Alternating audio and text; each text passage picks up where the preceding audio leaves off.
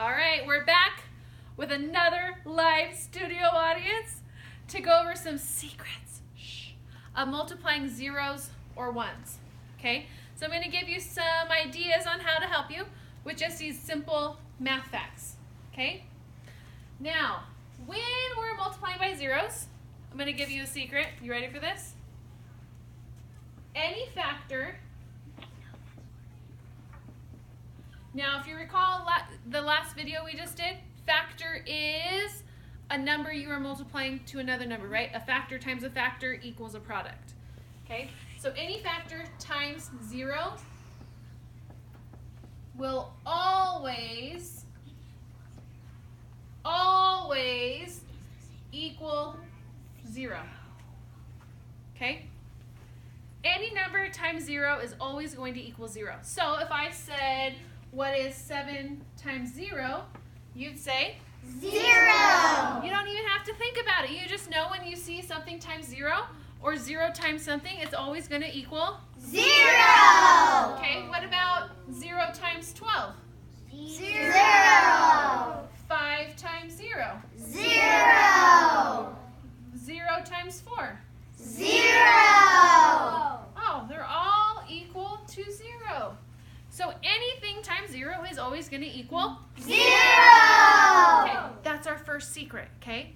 Anything times 0 is always 0. Our next secret is for 1's. Any factor times 1 will equal that factor.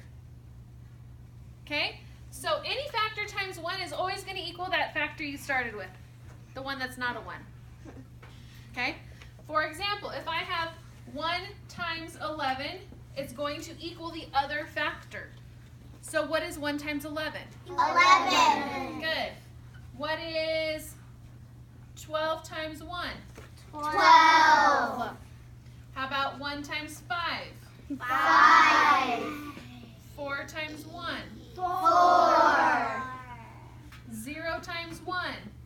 0. Almost got you on that one, huh? Okay, but you're right. Anything times 0 is 0, and anything times 1 is the other number. So it still works. It's 0, right? So remember these two things. Anything times 0 is always going to be 0. Anything times 1 is always going to be that other number, or that other factor. Okay? You shouldn't have to think about your multiplying by 1's and 0's. They should come this fast. Okay? All right. Thanks, guys.